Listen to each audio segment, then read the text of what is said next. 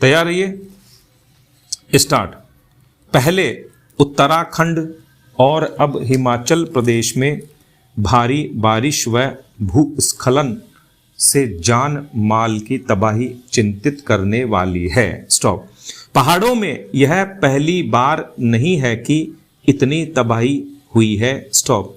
इससे पहले भी देश के पहाड़ी राज्यों में ऐसी तबाही होती रही है। स्टॉप। इनमें न सिर्फ बड़ी संख्या में लोगों को जान गंवानी पड़ रही है, बल्कि निजी और सरकारी संपत्तियों को भी बड़ा नुकसान होता जा रहा है। स्टॉप। ऐसे हालात में सवाल यही उठता है कि बार बार की आपदाओं के कारण हो रही तबाही को न्यूनतम करने की दिशा में कदम उठाने के लिए हमने सबक क्या लिया। स्टॉप। पेरा। कुछ दशकों में खासकर हिमालयी क्षेत्र के राज्यों में विकास के नाम पर प्राकृतिक संसाधनों का अंधाधुंध दोहन हुआ है। स्टॉप। इतना ही नहीं, प्रकृति से खिलवाड़ कर नियमों के खिलाफ ऐसा निर्माण खड़ा किया जा रहा है जो बाढ़ और भूस्खलन के साथ बर्बादी लेकर आया है। स्टॉप। सवाल ये भी है कि पहाड़ी राज्यों में विकास का क्या पैमाना होना चाहिए। स्टॉप। अगर विकास के नाम पर कहीं निर्माण गतिविधियां आवश्यक हों तो वह नियोजन के साथ ही आपदाओं को झेलने में सक्षम होनी चाहिए। स्टॉप।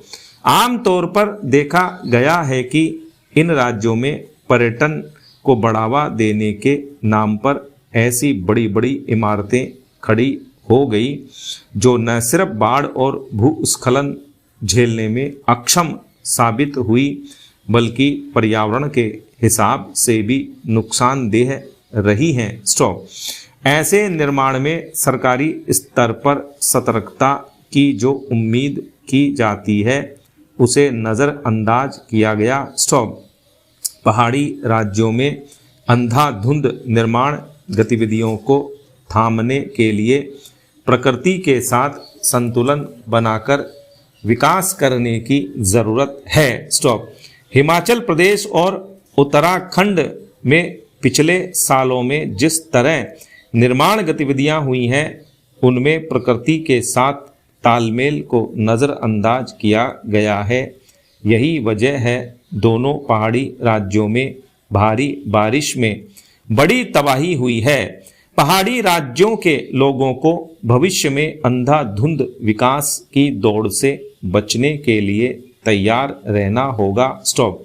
प्रकृति हमें आपदाओं के साथ यही संकेत दे रही है। स्टॉप। हिमाचल और उत्तराखंड में भारी बारिश से बर्बादी यही संदेश देती है कि विभिन्न स्तरों पर और निरंतर कुछ करने की ज़रूरत है। स्टॉप। प्रकृति ने पहाड़ी राज्यों को ऐसा काफ़ी कुछ दिया है जिस पर वहाँ के लोग खुद पर गर्व कर सकते हैं। स्टॉप। जिम्मेदारी सरकार और वहाँ के लोगों की है कि वे इसकी मर्यादा और पवित्रता को बनाए रखें। स्टॉप। हर कोई जीवन में सुख समृद्धि हासिल करना चाहता है, लेकिन ज़रूरत इस बात की भी है कि पहाड़ों के प्राकृतिक स्वरूप से अधिक छेड़छाड़ किए बिना संतुलित विकास हो। स्टॉप। पेरा। संयुक्त राष्ट्र की हाल की एक रिपोर्ट में यह अनुमान लगाया गया था कि वर्ष 2021 में पूरे विश्व में लगभग 81 करोड़ व्यक्तियों को पर्याप्त भोजन की प्राप्ति नहीं हो रही थी। स्टॉप। इनका पूरे विश्व की जनसंख्या में अनुपात लगभग 10% था। स्टॉप। भारत में 2020 में अनुमान किया गया था कि उस समय 16.3% व्यक्तियों को पर्याप्त भोजन नहीं मिल पा रहा था। स्टॉप।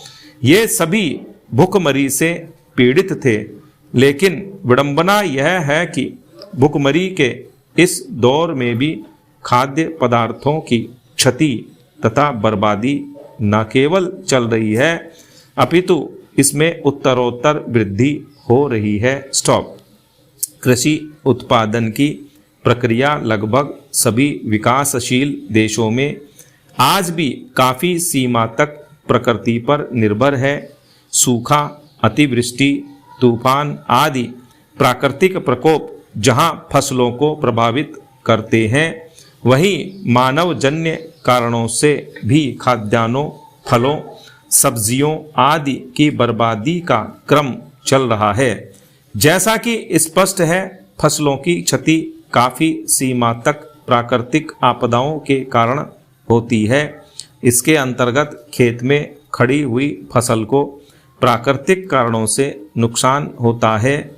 प्रायः इस प्रकार की क्षति से कृषक को बचाने हेतु फसल बीमा योजना का सहारा लिया जाता है।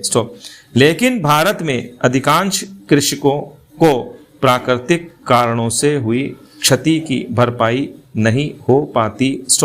सूखा, अतिवृष्टि, तूफान या ओलों के कारण किसान की फसल किस सीमा तक क्षतिग्रस्त हुई, बीमा कंपनियां इसकी सही रूप में भरपाई नहीं करती। यह एक आम शिकायत है। स्टॉप।